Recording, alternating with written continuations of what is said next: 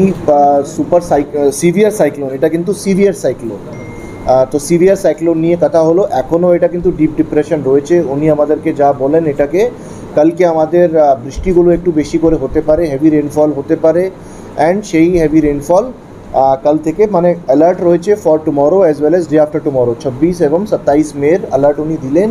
And এটা মানে এখনও অ্যারাউন্ড 440-60 কিলোমিটার দূরে কিন্তু এটা রয়েছে। সো কালকে এক্সপেক্টেড সন্ধ্যা দিকে এটা কাল থেকেই ওয়েদার চেঞ্জ হবে। অ্যান্ড অলরেডি আমরা কিন্তু ফিশারম্যানদের এমনিতেই এখন টাইম নেই সিতে যাওয়ার, তো সেটা অলরেডি প্রহিবিটেড করা রয়েছে। কাল আর পরশু হয়তো আমাদের ফেরি মুভমেন্টটা টোটালি ট্রান্সপোর্ট দপ্তরে একটা অর্ডার এসছে, হয়তো সেটাও আমাদের কিন্তু বন্ধ থাকবে। এখানে আমাদের ব্লক স্তর, সাব ডিভিশন স্তর অ্যান্ড ডিস্ট্রিক্ট স্তরে কন্ট্রোল রুম চালু রয়েছে।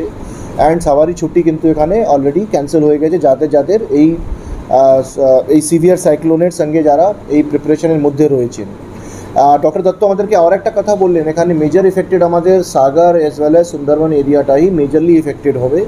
সো আমাদের যেমন সাগরে হলো এই পার্টিকুলার কিছু কিছু ভালনারেবল এরিয়াজ, আমাদের সাগর ব্লক, নামখানা, পাথর প্রতিমা, অল্প কাকদ্বীপ, অ্যান্ড দেন ওদিকে কুলতলিতে হয়তো পার্ট অফ আমাদের জয়নগর, কিছু একটা ছোটো অংশ জয়নগরে, তার সঙ্গে আমাদের কিন্তু গোসাবাতে এইখানে কিছু কিছু ভালনারেবল এরিয়া। তো আমাদের ইভ্যাকুয়েশন অলরেডি এই প্ল্যানটাও আমাদের চলছে কি কোথায় কোথায় থেকে আমরা কত লোককে, স্পেশালি যেখানে লো লাইং এরিয়াজ রয়েছে সেখানে আমরা কত লোককে ইভ্যাকুয়েট করবো, ওদেরকে কি এমপিসিএসে রেস্কিউ শেল্টার কাছাকাছি রয়েছে, আর গভর্নমেন্ট বিল্ডিং যে স্কুল হতে পারে সে মানে অলরেডি আইডেন্টিফাইড হয়ে গেছে, সেখানে ওদেরকে নিয়ে যেতে হবে। অ্যান্ড দেন ওখানে কীভাবে গ্রুয়াল কিচেন আমাদের মানে কিচেন করে আমাদেরকে ওখানে রান্না প্রিপারেশনটা এখানে করতে হবে।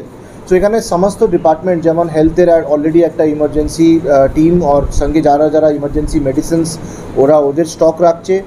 এসিডিসিএলকে আমরা অলরেডি ওরাও ওদের গ্যাং আর কী ওদের প্রিপারেশন লাগতে পারে এখানে, বিকজ প্রথমেই আমাদের communication, restoration as well electricity.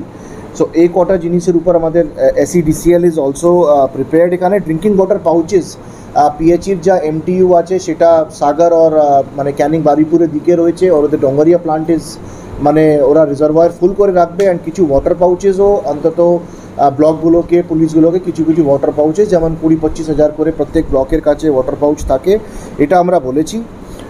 Baby ফুডেরও আমরা দোকানগুলোর সঙ্গে কন্ট্যাক্ট রাখতে বলেছি, যখন দরকার পড়ে সেভাবে আমাদের কিন্তু চিড়াগুড় যেটা আমাদের নর্মাল দোকানে পাওয়া যায়, অ্যান্ড বেবি ফুড ক্যান্ডেলস এই ব্যবস্থাটা কিন্তু আমরা ব্লকগুলোকে করতে বলেছি।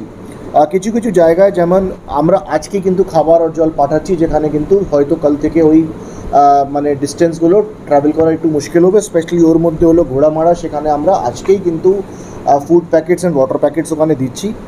ঘোড়ামারা হলো, কিছু এরিয়া মসনি হলো, এবার গোবিন্দপুর, সেটা আমাদের জি প্লট, পাথর প্রতিমা, এই কটা 3-4টে এরিয়া আমি আপনাদেরকে দিলাম, যেটা কিন্তু মোস্ট ভালনারেবল এরিয়াস আমাদের জেলার মধ্যে রয়েছে।